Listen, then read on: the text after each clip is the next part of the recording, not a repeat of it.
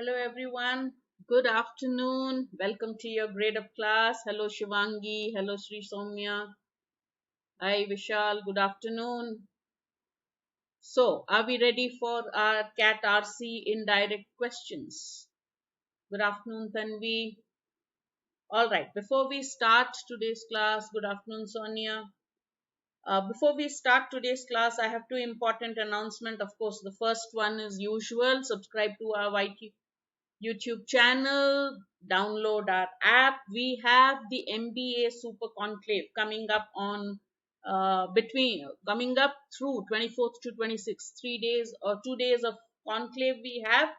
Make sure you attend it. That we have put up ads everywhere. I did not add the promo in my PPT by mistake, which is why I am announcing it. Good afternoon, all of you. All right, Swapnil, Megha, all right, make sure you attend our MBA Super Conclave 24th, 25th, 26th.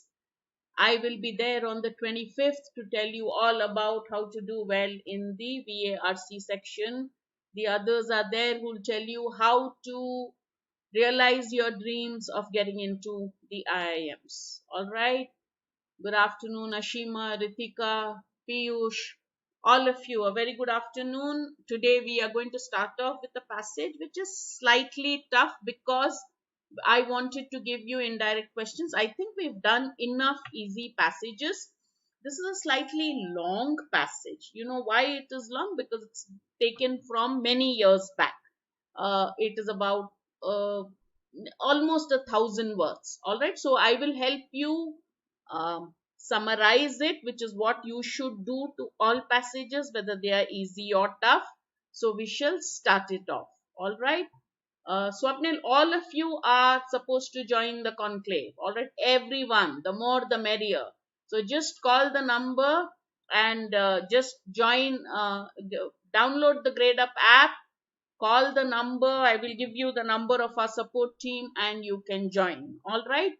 Previous YouTube lectures are available on YouTube, Tanvi. Yes. Classrooms are available. Classroom lectures are obviously available to classroom students. All right. Okay. Shall we start? So what do you mean by indirect questions? Now, as you know, in CAT, there are different types of questions, right? So you have the main point question. What are the main point of the passage? What is the purpose of the passage? Swapnil, somebody is watching the chat, one of our moderators, they will get back to you. All right, on the new batch and the timings. Janvi, you can't see the slide. Can the others see the slide? Janavi can't see the slide. Can others see the slide of the different types of questions? Let me put the, all of you, can you see the questions? All right, Janvi, then something is wrong with your computer. All right. I'm terrified of this because you remember one of my classes went all over the place. After that, things have been set. All right. So we have different types of questions: main point, purpose, style and tone. Style and tone is an indirect question. Direct questions are where the passage asks you according to the passage, according to the author. So here these are generally the easiest types of questions because the answer is given literally in the passage. You just have to find it. Even there you make mistakes. All right. But indirect ones are where you deduce. There will be certain lines in the passage. From there you would be either asked to infer. What can you infer from what the author is saying? What do you think the author is suggesting? If the author is saying this, how will you strengthen his argument? If this is what the author is meaning, how will you weaken it? What do you think the author is least likely to agree with or most likely to agree with? So you have to look at his point of view on the subject and decide the statement that he is likely to agree with. And also the logical extension questions like why do you think the author is given an example, or why do you think the author has used this particular statement? Why do you think the author has used this particular word? Instead of asking you the meaning of the word, then it becomes a vocabulary question, contextual vocabulary question. The indirect question would be, what do you think the author means by this? These are all the indirect questions. We'll tackle some of them today just to give you a quick hint on what to expect in indirect questions. All right, so I will again give you 40 seconds for each slide. Good afternoon to everybody. Your names have all slid on, so I missed some names. All right, Prasanna, Manas, Saurabh, Harshal, all of you. All right, so read the passage in 40 seconds. Let me start the timer or look at my watch easier. And then I will summarize it for you. Start.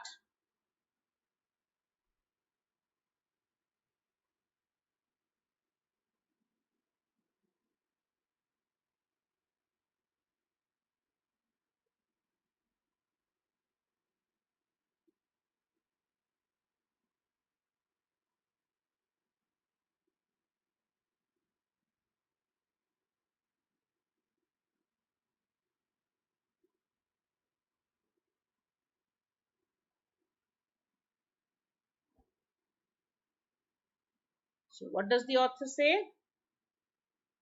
Your 40 seconds are up. The author says science has proved itself to be a reliable way. You're already getting the tone of the passage. Science has proved that it is a reliable way to approach all kinds of questions about the physical world. As a scientist, now you say, okay, he is praising science and he is himself a scientist. I am led to wonder whether its ability to provide understanding is unlimited. Okay, can it in fact answer all great questions, the big question of being that occur to us? To begin with, what are these big questions? Can science answer all questions, especially the big questions? Then he says, what do I mean by big questions? In my view, the big questions fall into two classes. There are two kinds of big questions. What are they? One class consists of invented questions that are based on unwarranted extrapolations of human experience. What's an extrapolation? A an estimate or a kind of conclusion you're drawing or a prediction you're making based on current trends or based on current evidence. You say this is happening, so this is most likely going to happen. That's an extrapolation. But what does the author says? He says one class of question is unwarranted, not necessary, not justified extrapolations of human experience. So first class of questions, the author doesn't believe much of it. They typically include questions of purpose and worries about the annihilation of the self. Annihilation means totally uh, getting destroyed, total destruction. So he says, why are we here? What are the attributes of the soul? These are not real questions because they are not based on evidence. Thus, as there is no evidence for the universe having a purpose, there is no point in trying to establish its purpose or explore the consequences of that purported purpose. Purported means supposed. All right, so first class, he says unwarranted deductions about human experience, predictions. These questions, according to the author, are of no value because there is no evidence. They are not real questions. They are not based on evidence. When there is no evidence from which you can answer them, there's no point in looking at this question. So these questions, according to the author, are a waste of time. And because they are not open to rational discourse, now read from there. Again, I'll give you 40 seconds.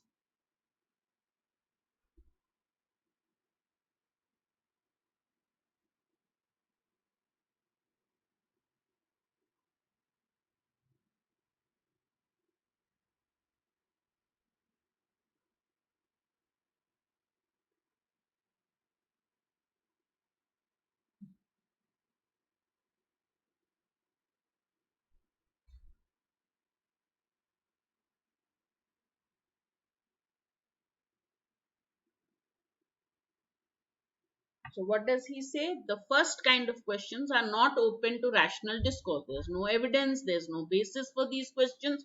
Therefore, you cannot have a rational, logical discussion. Because of this, he says they are resolved by resort to sword, bomb, or the flame. That means it gives rise to war and all kinds of problems because there's no evidence, there's no rationality for these questions. The second class of big questions concerns features of the universe for which there is evidence other than wish fulfilling speculation. This wish fulfilling speculation is the Pelawala type, the first category. So he says for the second category of questions, there is evidence. Okay, other than the wish fulfilling speculation provided by the study of sacred text. So obviously the author is against the answers provided by sacred text. So he said the second type of questions are the good ones, and they have evidence. There is evidence for these questions. They include investigations into the origin of the universe. How is it that there is something rather than nothing? The details of the structure of the universe and the nature of consciousness. They are all real big questions, and they are opening to scientific elucidation. Lucid means clear. Elucidation means clarification through explanation. The first class, so basically he believes two types of questions that we ask about the universe. First is useless because there is no evidence for it on the basis of which you can argue or answer the questions. The second is rational. Why? Because it includes questions about the origin of the universe, about the structure of the universe, about the nature of consciousness. These are open to scientific elucidation. So we now finished with the two types of questions. Again, he goes back to the first class of questions, the inventions, commonly but not invariably begin with why. So he says the first class of questions generally begin with why. And the second class of these questions begin with how. But to avoid clumsy language, we normally ask it in the form of why. So basically, he's saying both questions begin with why. The second type of questions actually are how questions. So instead of saying why is there something, rather than instead of saying how is it that something emerged from nothing, you say why is there something rather than nothing. So basically, why questions, first category, how questions, second category. But in the second category also, we change the how questions into why questions. Bas, समझ में आ गया? Done. Last paragraph. Not last, second last. Again, 30 seconds, guys. Quick.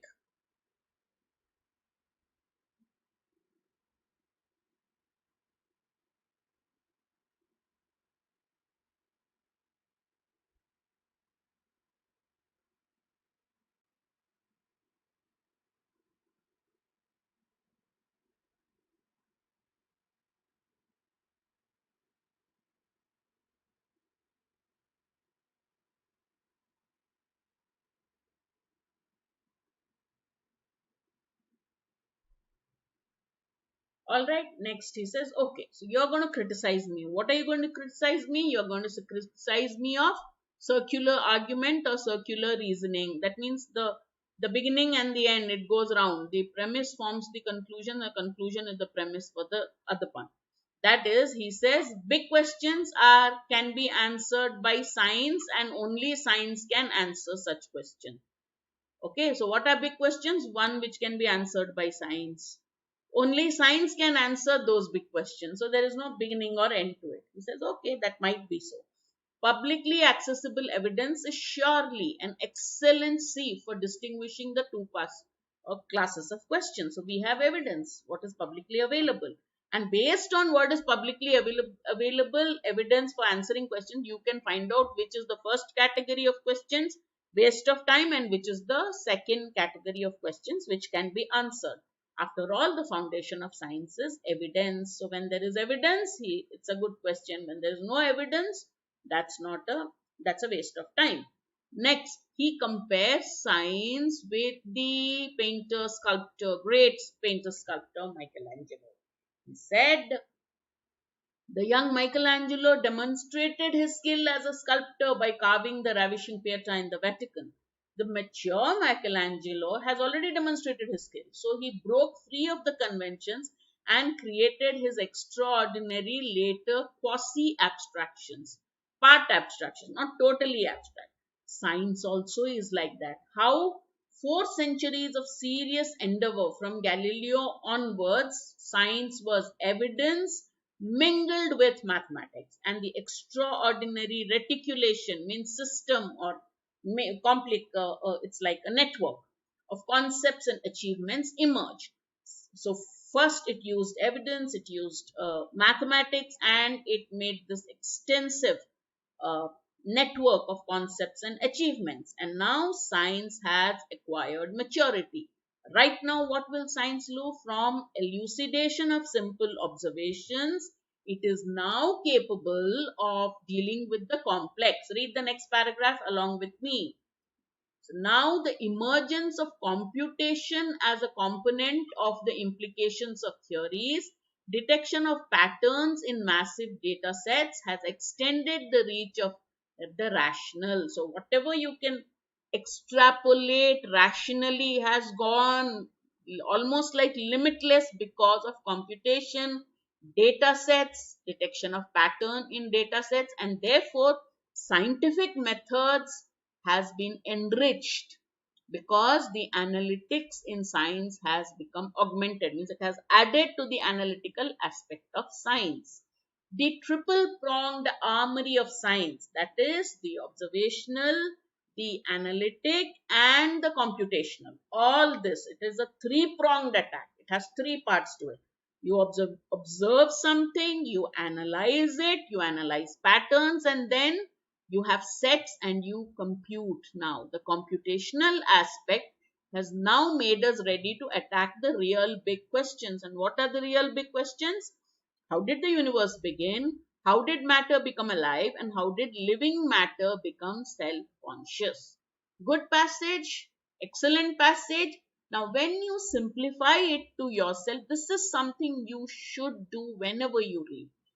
We are now doing it in a two-step process. You are reading, I'm letting you read, and then I'm doing it for you. You do it in one go, in one shot, and see how it helps you. So are you ready for the questions now? Let's start. He has quoted the author's argument. One class consists of invented questions that are often based on unwarranted extrapolations of human experience. They typically include questions of purpose and worries about the annihilation of the self, such as why we here, what are the attributes of the soul. They are not real questions because they're not based on evidence. This is the quote. Now, this is a cat question, not my own, remember. So, based on this, the question is asking which of the following would weaken the author's argument.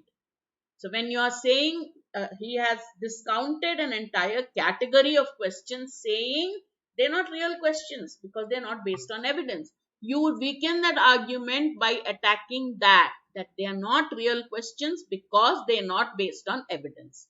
Okay, which of the following would do it? I'm reading the options. You tell me quickly, type in your answers once I read all the options. The extrapolations used to frame such questions should not be declared unwarranted because lack of evidence might also suggest the limitation of science and related technology in finding evidence of the unknown. Extrapolations are based on intuitions, and everything from the general theory of relativity to the law of motion are rooted in the intuitive self. Evidence-based study is one of the most popular methods used to arrive at meaningful conclusions. And D, the relationship between reality and evidence itself is the subject of scrutiny. So what evidence are you talking about? Which one do you think weakens it most? Some answers have come in. Sri Soumya, Tanvi have said A, Khushbu, Rodix, all have said A. Baswa Naresh, what's your answer? Abhishek, answer kya hai? Shivangi, C, all right. Abhishek Singh, C. Ritika, A. What's the question asking, guys? Rohit, A. Saurav, what's the question asking? Manas, A. Prasanna, D. All right. Question is asking, weaken the author's argument. Author's argument is questions such as why are we here? What are the attributes of the soul are not real questions because they are not based on evidence. Attack that bit about they're not based on evidence. Therefore, they're not real questions. So you attack that, which says, well, those questions which you are calling unwarranted because of the lack of evidence don't have evidence because of the limitations of science in finding evidence. So do not say no, try to find evidence for it. All right. Now, many answers said B. If he is saying extrapolation should be based on evidence rather than intuition, you are going back and saying, well, extrapolations are anyway intuitive. Author is calling them baseless extrapolations because they are based on intuition or whatever, but not evidence. And you are just repeating that, yes, they are intuitive, so what? So you are not weakening his argument. His lack of evidence is what you should be attacking. All right, now some answers said D. The relationship between reality and evidence is itself subject to scrutiny.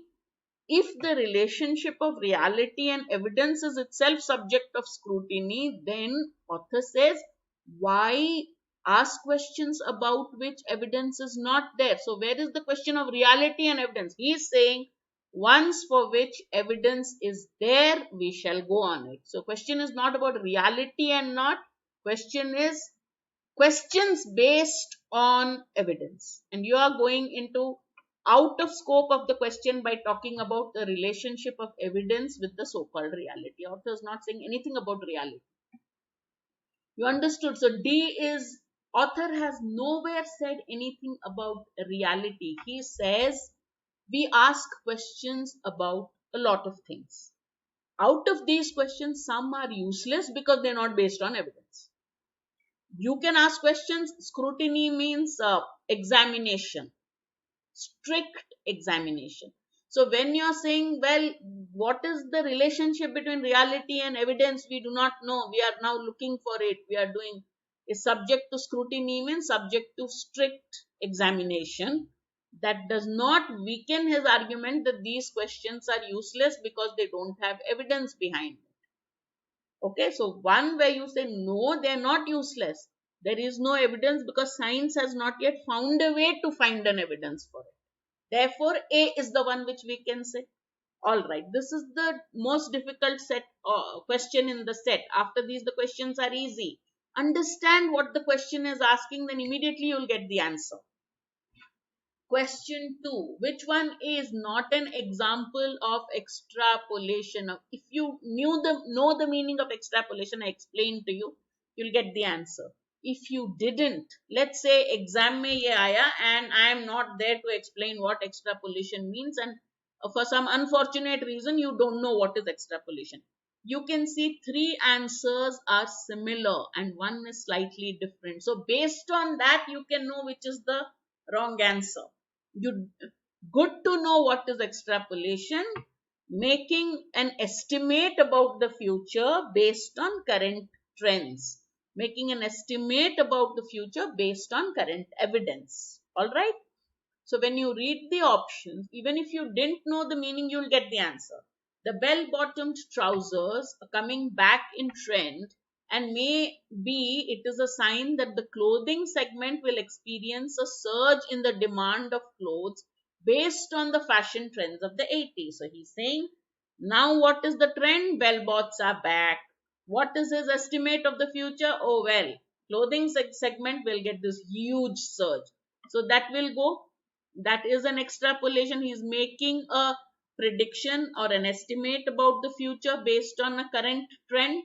Second, going by the amount of carbon emissions into the atmosphere, the day is not far away when the oxygen cylinder will be a norm. Again, he is extrapolating.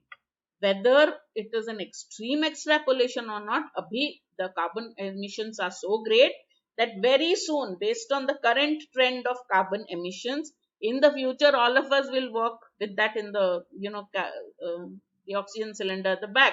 And all of us will be breathing through an oxygen cylinder. Extrapolation.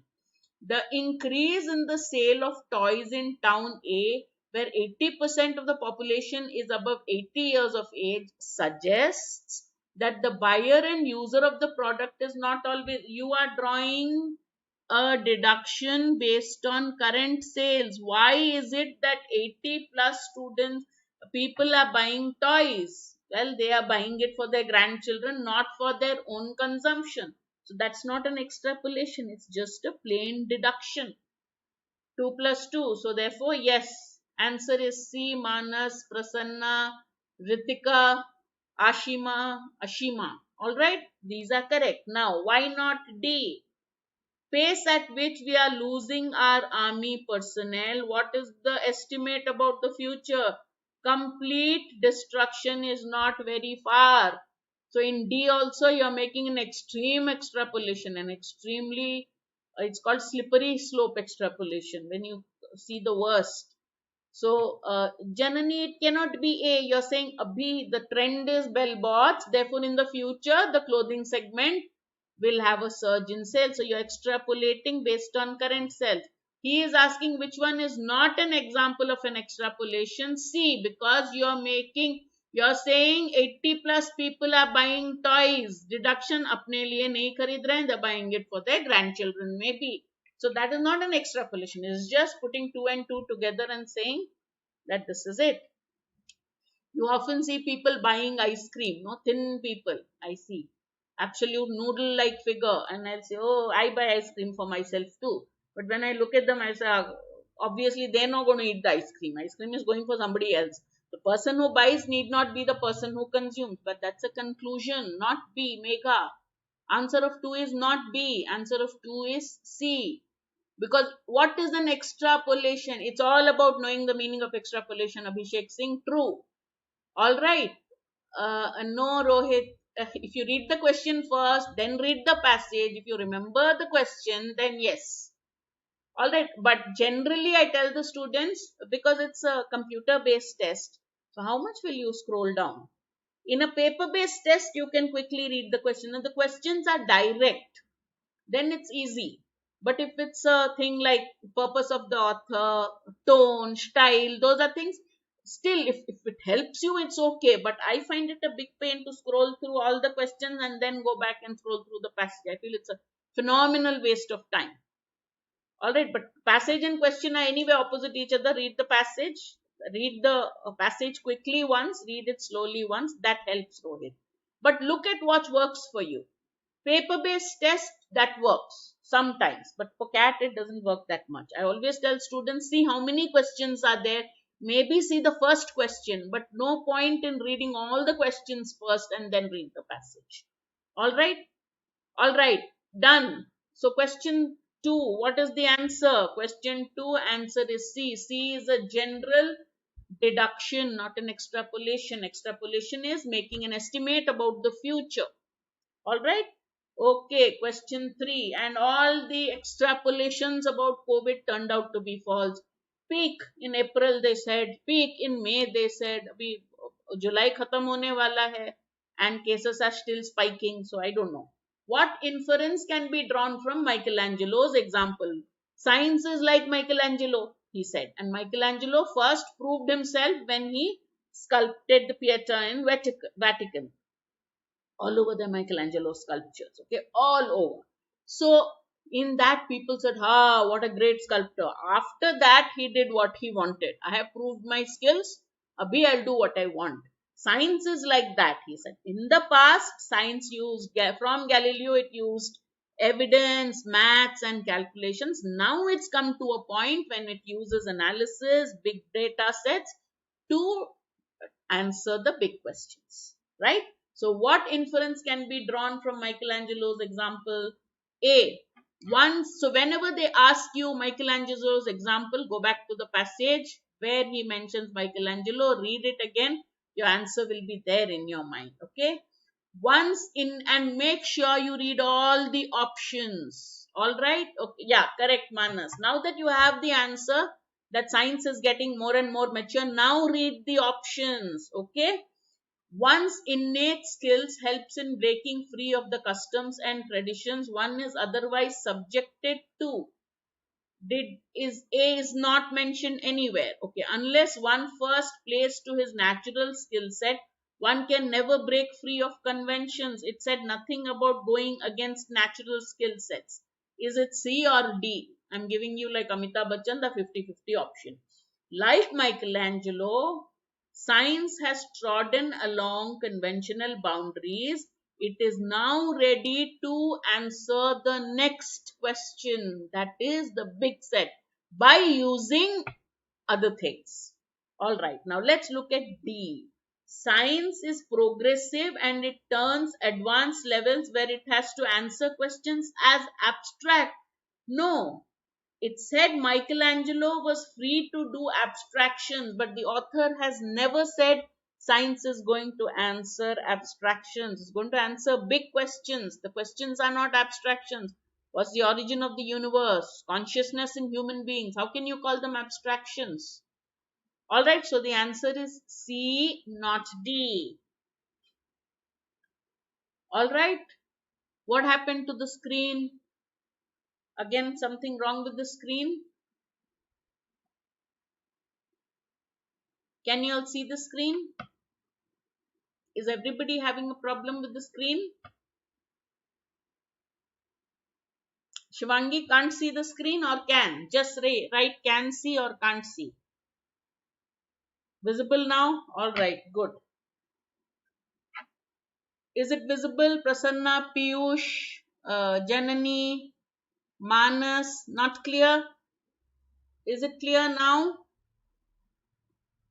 Okay, not clear. Some people are saying it's getting better. Okay, what is the problem? Let me just send a message.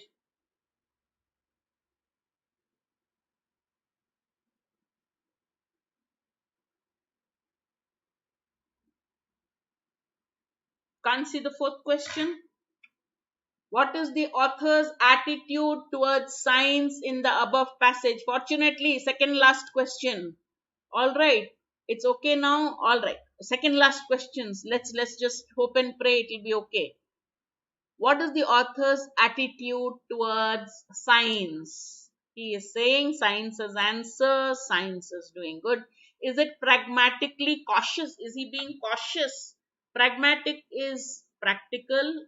Is he cautious where he's saying, giving answers in a very conditional manner? Of course, if we do this, we might be able to answer no. Overly skeptical about science, he is not. Is it C or D? Is it no? He's not cautious, Shivangi.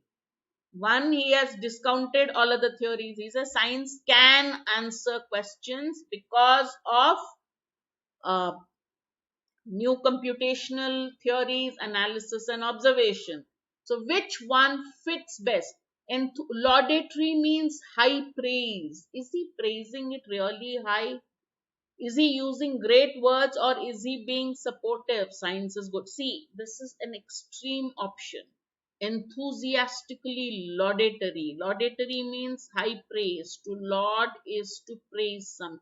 He's definitely supporting science, but his language is more or less objective. C is going a little overboard. So here, this is where you have to be very clear. What did he say about science? He said that extrapolation will happen now because when science does evidence-based extrapolation, because of the availability of computation, analytics, and evidence, now science is ready to go to the next step. So he has not said science is the greatest. Without science, you cannot survive. So depending on the adjectives he uses, you use the word laudatory. Laudatory means high praise. To laud somebody means to praise somebody. He's definitely positive about science, but he hasn't used words which say science is the greatest. He's tried to be objective, but on the a lot of positive things he said. So substantially supportive fits the tone best. All right, so answer for 4 is D. One more question. What inference can you draw about the author's religious interest? Now, this is a cat question. Answers are also cat answers. There are certain options where you say, thoda jada nahi ho gaya. Like, sometimes there are answers where you say, I'll mark this because all other options are wrong. But you're never very happy about that option. So this is one such option. He is a nihilist. Nihi means zero. A nihilist is one who believes nothing in the world has any value. All right, Jean-Paul Sartre was a nihilist. Nihilism, absolute zero, where he says, So that is extreme. He's a scientist, but he hasn't really, can't call him a nihilist. That's a little too extreme. He may be an atheist, but we don't know, he won't ever practice any religion. This part is a little too extreme for our liking. Maybe he's going to get converted into somebody religious. Nihilist is somebody who believes that nothing in the world has any value. Nihi means zero. One who believes nothing in the world has any value. There is no good, there is no reality, nothing. He is an anti-theist. Theist is a person who believes in God. He is an anti-theist who wishes to undo what he believes is the damage perpetrated by religion. Now, on what basis can we say this? Because he says the first set of questions we will neglect. They are useless questions, they're waste of time, and you ask these questions stimulated by something said in sacred texts. Therefore, he believes that the sacred texts have given all these questions, people who believe in them. So we can, to a certain extent, believe that he is an anti-theist. He cannot be a practicing monk, okay, because he believes, because he's told us he is a scientist. So the best of bad options, a little on the extreme, how do you say damage perpetrated by the, because the first set of questions, which he calls no value, no waste of, it's an absolute waste of time. Therefore, we'll say, okay, C is the best answer. All right. Yes, Siddharth. Good. All of you got that? Why C is the correct answer? But this is an option where you said nobody, nowhere has he directly said. Maybe later in the lesson, in the article, he might have said anything against religion. Here we just said these useless questions are stimulated by something which is given in sacred text. So obviously he is against questions raised in sacred texts which make people ask such questions. Therefore, those questions are asked by, he might be an atheist, Piyush, but the second part is extreme. B cannot be the answer, Piyush, because it says he won't ever practice any religion whatsoever. We can't say that. On what basis can you predict that he won't ever practice any religion whatsoever? All right. Where does he say he doesn't believe in the existence of God? He says, I'm a scientist. He doesn't believe in religious texts. Maybe he doesn't believe in God, but we can't say for very sure. So B is a very extreme answer. Therefore, C is definitely anti-theist. He is not a believer of God or religion or sacred texts, as we can see. So C is at least a more moderate answer. All right. So how did you feel after today's passage? The passage looked tough, but when you and I read it together, it was rather easy. And it was based on, and if you would read the passage better, your accuracy would improve if you knew the meaning of extrapolation. Even if you didn't, if you had read the answers properly, you could answer most questions. So the moral of the story is whether it's direct questions, indirect questions, tough passage, moderately difficult passage, it doesn't matter. All it takes is to read with focus, look at the answer options and patiently, yes, Janani, I'm showing fourth one. Yeah, Janvi, sorry. All right, so that is the main thing that you need to keep in mind for any CAT paper. All right, Janvi, have you seen the passage? Rohit, 12 minutes max for a passage, less than a minute for answering questions is what I would say. All right. All right, guys. See you then. Take care. This is Savitri Krishnamurty signing off. Make sure you attend the Super Conclave 24th, 26th, 25th, 26th July. Please look at our website for the details, the timings, and the agenda. All right. Bye-bye.